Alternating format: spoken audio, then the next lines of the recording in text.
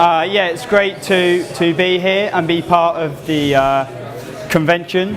So I'm going to be talking to you quickly about neurogenesis and how to sort of enhance and harness that process in the brain via psychedelics, but via other methods as well. I want an all-encompassing kind of approach, but I'm going to focus on sort of the psychedelics. So just briefly, I'll explain about what neurogenesis is. The growth, division of new neurons from neural stem cells in the brain. And so this occurs in two main areas we found so far, in the hippocampus of the brain, which is a very important part of the brain involved with learning and memory, and the subventricular zone around the lateral ventricle. And here you can see a human and a rat brain. So I'm just going to go, a lot of the research that's been done has been done using rats and mice, and I just got to quickly say, I know quite a few people here will have kind of animal welfare sort of issues with animals being tested on, and I respect that, but the rats and mice do make very, very good sort of model animals, because primates are sort of lying on the tree of life, and rodents only diverged about sort of 70 million years ago. And about, say, if you take a mouse, you can put about 97% of our genes into a mouse, and it sort of use the human genetic sort of equivalent and put it in place of the mouses, and the mouse can carry on very well. So like at a biochemical, cellular, physiological level, our cells and our chemistry acts in a very, very similar way. And it's interesting, they've recently found DMT in the pineal gland of live rats. The paper is not out, but they're claiming also there's evidence it's been synthesized there. And if it's in rat pineals, then I think it's pretty likely it's going to be in ours too. I mean, you can't say that definitively, but I think it's healthy speculation. So yeah, just a little bit of background, because before I sort of researched this talk, I didn't really know much about brain cells. I mean, brain cells is a bit of a vague, it's not a very scientific term. There's many different types of brain cells. This is just a summary of the different types. So you've got your neurons and your neurologia. And your neurologia consists of your macroglia and your microglia, and they all sort of have different functions. So your microglia are sort of like your white blood cells. They clear up sort of any damage or sort of mess in the brain. And so the macroglia cells, they come in different forms. You have your oligodendrocytes, and they produce myelin sheaths around your neurons, which act sort of to protect them.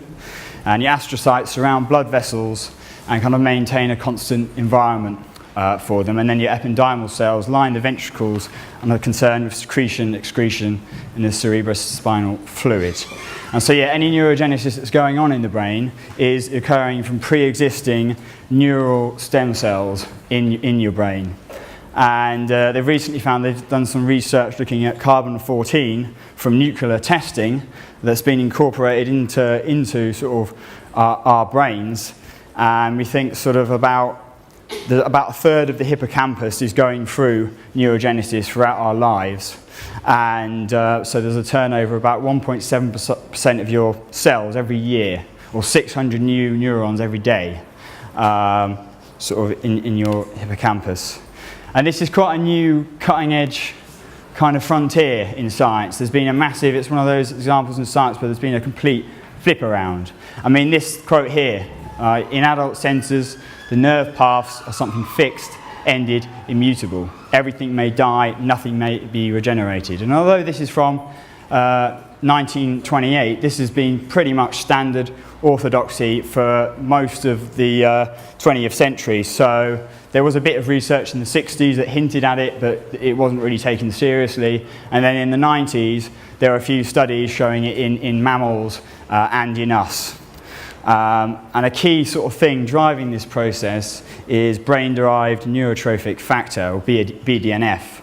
And it's a protein that sort of acts to protect brain cells and encourage neurons, and it encourages them to sort of differentiate and sprout. And so, yeah, lack of this has been sort of associated with Alzheimer's, epilepsy, depression, schizophrenia, obsessive-compulsive disorder. But we have the power to influence our genes to produce this protein and affect our brains in a beneficial way. So yeah, just a brief sort of summary on the negative things that have a detrimental effect on neurogenesis. So yeah, lack of exercise and poor sort of diets, like lots of sugar and sort of processed refined food. Physiological stress, cortisol, your stress hormone, is very corrosive on your brain over the long term in particular. And I think a lot of us are sort of, well, in our Western society, kind of experience quite a lot of stress a lot of the time. Psychological stress would be like social isolation. We're, you know, even the loners among us, we are tribal animals. We need that interaction. It keeps our brains sort of going. And yeah, alcohol is excess alcohol. A little bit of alcohol is fine for brain function, but excess chronic alcohol use is highly detrimental for neurogenesis. And there might be evidence that alcoholics are sort of self-medicating and their neurogenesis isn't quite acting as normal. And then neurotoxins as well.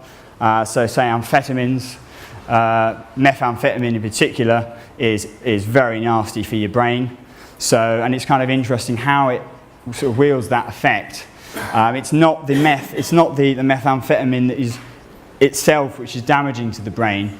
It produces huge floods of dopamine in your brain, which is your pleasure neurotransmitter. You know, after food, after sex, just in many different sort of experiences in life, you will naturally get a release of this.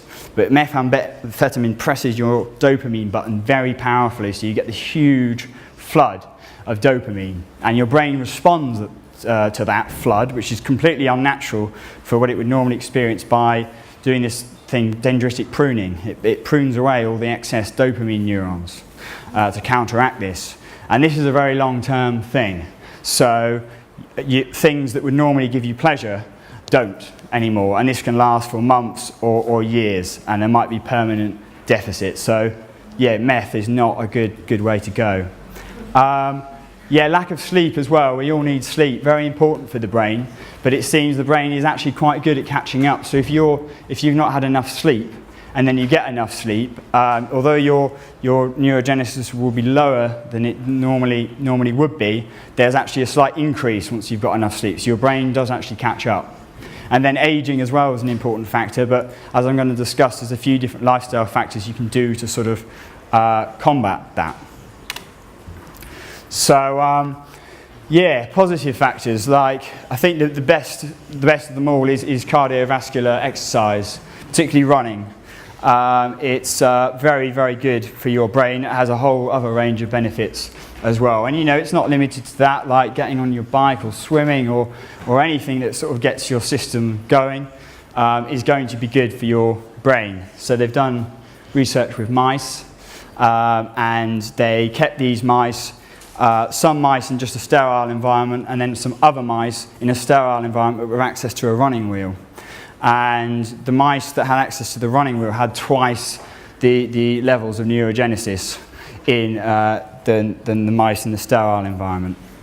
And so yeah, dietary influence, like whole sort of just refined foods and the right kind of lipids. That the brain is it's predominantly fat. It's about 60% fat, and fat's like a bit of a dirty word, like in our society, our culture. But and a lot of fats can be bad, but a lot of them are very, very important. All our cells the scaffolds of our cells are made of fatty acids.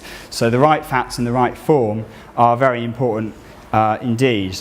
And then yet, sex is a never good positive thing for your brain. Calorie restriction as well. It sort of enforces your system to become more efficient. So your mitochondria and your cells divide. You produce more mitochondria, so your energy system becomes more efficient. But it also seems the stress that's exerted seems to also sort of help induce sprouting of neurons in the brain.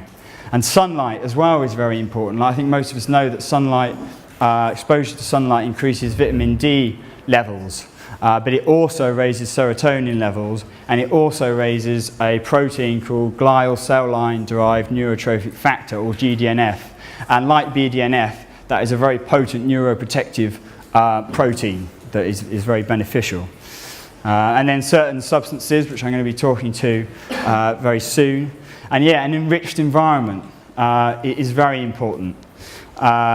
Just more sensory sort of experiences for your brain, new experiences, learning itself, and meditation. These are all positive factors for your brain, both in terms of neurogenesis but neuroplasticity.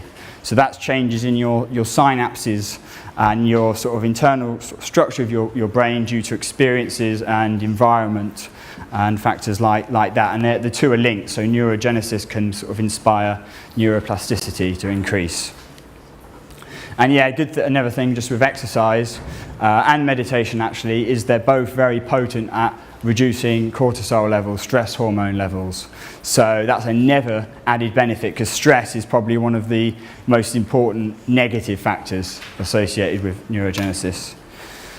So yes, psilocybin is probably one of the most interesting compounds in terms of this, because it has a few different facets to it. So there's been some very recent research showing that low levels of psilocybin in mice significantly increased neurogenesis in their hippocampus, and they tested the mice and found that it also caused them to unlearn like fear reactions much faster than sober mice. So there could be possible sort of developments here with treating PTSD, post-traumatic stress disorder.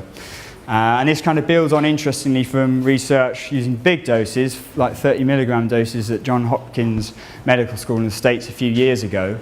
And the study with the mice found that actually large doses of psilocybin, there was an actual decrease for a bit of neurogenesis. But the large dose study at Johns Hopkins found there was an increase in openness, which is one of the 5 measures of personality. And that's really interesting for a few reasons, because the general consensus is that personality doesn't tend to change that much beyond the age of 30. Unless something major happens to you, like a near-death experience, it kind of is fairly fixed. And also openness tends to decline with age. And psilocybin significantly increases this over the long term after just a single session with a high dose, particularly if there's a kind of mystical experience involved. But the experience itself of openness, it increases in people. They become more aware and appreciative of aesthetics, become more curious, have more of a sort of hunger for new experiences and learning. And all these things are associated with neurogenesis. So there's like a long-term change in the brain. I guess that is very much neuroplasticity that's been enhanced. And yeah, SSRI antidepressants also cause neurogenesis, but they're kind of an interesting case. They come with their own bag of sort of side effects, long-term side effects. Getting off them is quite hard for the most part. They seem to sort of rewire your brain sort of in the long term. But it's interesting, although serotonin levels, when you take something like Prozac or citalopram, it goes up very quickly. It takes about 2 weeks for these antidepressants to work. And that might be due to changes in neurogenesis in the brain. But saying depression is all caused by just low serotonin levels is quite a shallow, sort of two-dimensional way of looking at depression. The brain's a lot more complex than that. There's a lot more sort of going on in there. So yeah, there's not been that much research with cannabis, but the research there has been with a synthetic, I think that was because it's hard to get the actual natural stuff because of the legal situation. Found, yeah, chronic administration was found to increase sort of proliferation of neurons, but not differentiation. Yeah, and again, in the hippocampus of adult rats. So yeah, when they extra-radiated the hippocampus, this blocked both the neurogenesis and also behavioural effects they think they'd observed in the rats, sort of anti-anxiety effects. So this kind of forms, maybe there's a link between neurogenesis and the positive effects of anti-anxiety effects of cannabis. So yeah, ketamine's been in the news recently because a lot of people, or heavy users, being found it's very corrosive to bladder cells. It stops your bladder cells dividing and can be quite toxic, but its resistance kind of kicks in, and people tend to take very, very large doses if they're using it heavily.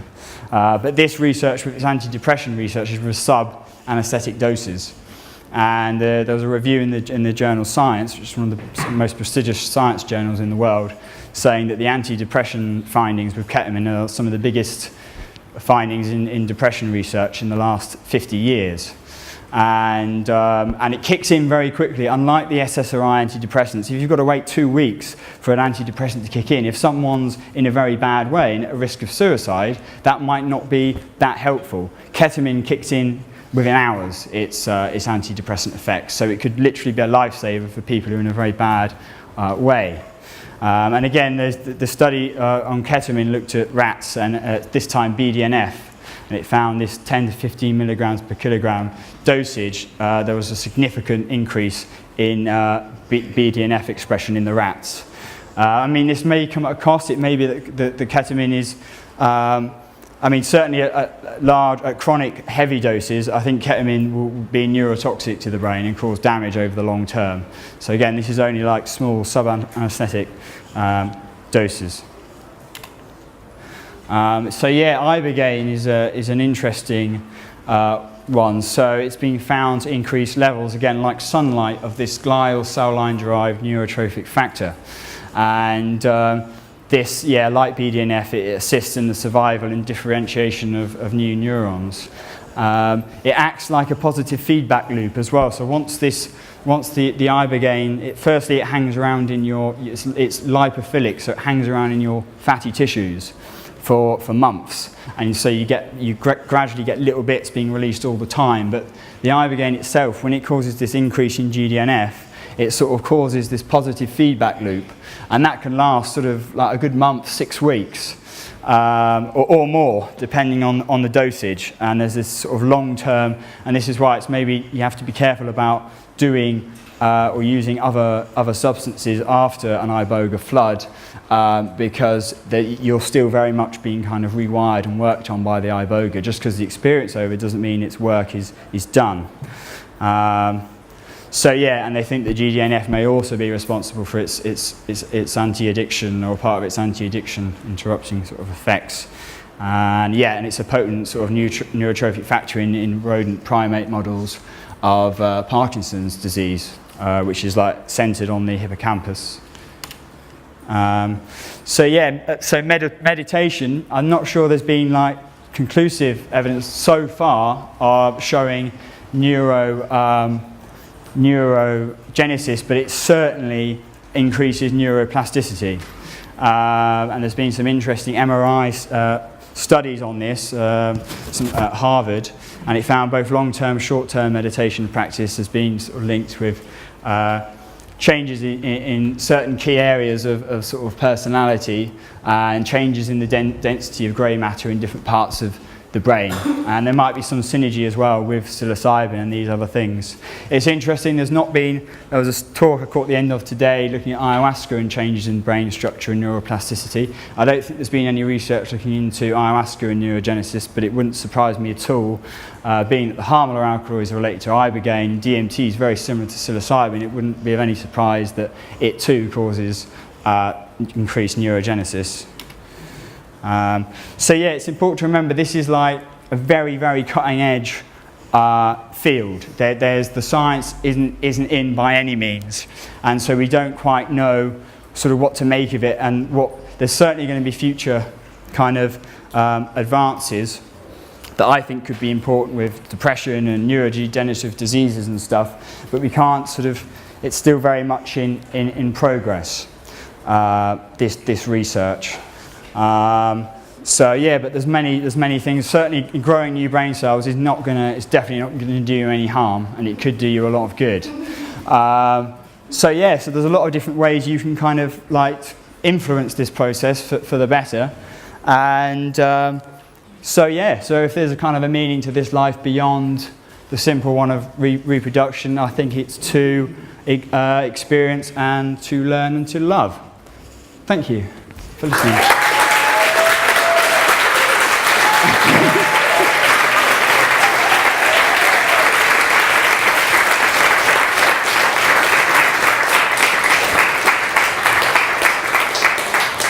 Hi. That was awesome. Thank you. Thank you. I've got a very important question about ketamine. Okay, yeah, just to say this isn't my research area. I'm kind of an ecologist, entomologist. This is just something I'm interested in, so I'm not a hotshot neuroscientist, but I will do my best. I found your comment very interesting about how you said that ketamine can be actually injected, and within the space of a few short hours, Yeah. it begins to take effect, whereas if you take an SRI, it usually takes about 2 weeks or 3 weeks to build up. Yeah, in your And system. From that point, I know personal friends of mine that find it incredibly difficult to hop off SRI. Yes, I know. I've got the same thing. It's People terrible. wrote- So yeah. my question is purely about the ketamine side of things. Does that mean that it's objective? Well, without getting too far, because you have explained that that's not your expertise, but Yeah. is it objective just on that one particular time, just to allow the person maybe not to have a suicidal episode, or? I think it's when people who are sort of in a very, well, I guess treatment-resistant sort of depression or in a very bad way, and it's sort of injected by our IV, but it's only a small dose, but it's a gradual dose. So you don't get the dose all at once, it's a small dose, and it's gradually infused into your bloodstream, and it seems to last like a week or two, I think. People feel significantly better. So it's not really kind of maybe a long-term thing, but it could be very important for people who are kind of in a bad way. And you never know what future, I mean, there is the toxicity risk of ketamine, so you never know what future molecules. Like apparently there's a new one, methoxetamine, and that doesn't, they don't think that puts the bladder at risk. So there might be future medicines derived from ketamine that could be better than SSRIs. Cheers. Hi. You said that its psychoanaesthetic doses are most useful for ketamine treatment of depression, but it mentioned that in rats they use doses from 10 to 15 milligrams per kilogram, which would correspond to Yes. half a gram to 1 gram. Yeah. No, that's true. That was the study on the rats, just showing about the increase in the BDNF and the neurogenesis, but the human research so far has just looked at sub-anaesthetic doses and found it to be really quite effective. Hi. So would you say, do you think the idea that cannabis fries your brain cells apparently is misconceived? Yeah, I would say that is true. I think we need to be careful. I think some of the cannabis now has been bred so it's very, very high THC and very low CBD. And the cannabinoid, which is the other sort of agent in cannabis, it's an antipsychotic. It balances out the THC. People have bred it because they want the THC, the sort of the psychoactive part. But the CBDs are very good. It balances out, it allows you to go into sort of REM sleep. It's an antioxidant. They're looking for anti-cancer things. So yeah, I think it depends on the cannabis strain in question. But yeah, I think that's maybe false, and that's just kind of scaremongering on the establishment's part. Okay, cool. Thank you. Cheers.